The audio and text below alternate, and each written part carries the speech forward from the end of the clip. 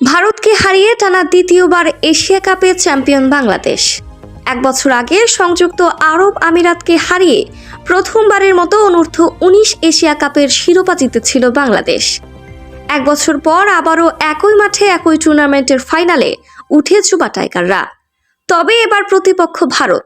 ফাইনালে ভারতকে 59 রানে হারিয়ে টানা দ্বিতীয়বার এশিয়া চ্যাম্পিয়ন হল লাল সবুজের প্রতিনিধিরা। সেই সঙ্গে 2019 সালের ফাইনাল হারের মধুর প্রতিশোধ নিল যুবা টাইগাররা। রোববার 8ই ডিসেম্বর দুবাই আন্তর্জাতিক ক্রিকেট স্টেডিয়ামে টস জিতে বাংলাদেশকে ব্যাটিংয়ে পাঠায় ভারত।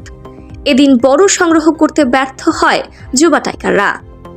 49 রানে এক বলে 198 রানে অল আউট হয় বাংলাদেশ। দলের পক্ষে রিজান হোসেন করেন সর্বোচ্চ 65 বলে 47 রান। এছাড়া শিহাব জেমস 67 বলে 49 ও ফরিদ হাসান করেন 49 বলে 39 রান।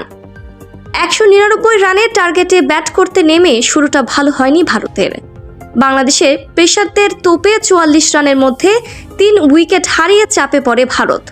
আয়ুষ মহাত্রি 1, বৈভব সূর্যবংশী 9 ও আত্রে সিদ্ধার্থ 20 রান করে সাজঘরে ফিরে যান। এরপর কার্তিয়া ও অধিনায়ক মোহাম্মদ আমান মিলে চাপ সামলা দেওয়ার চেষ্টা করেন। তবে দলীয় 73 রানে 43 বলে 21 রান করে আউট কন কার্তিয়া।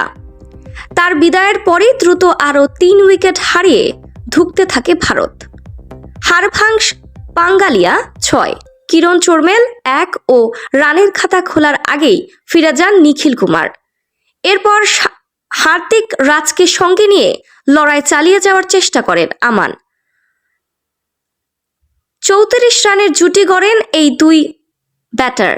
তবে দলীয় 115 রানে 65 বলে 26 রান করে সাজঘরে ফিরে যান আমান।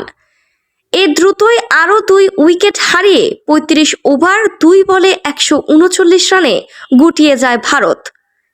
এতেই শিরোপা জয়ের আনন্দে মেতে ওঠে বাংলাদেশের ক্রিকেটাররা।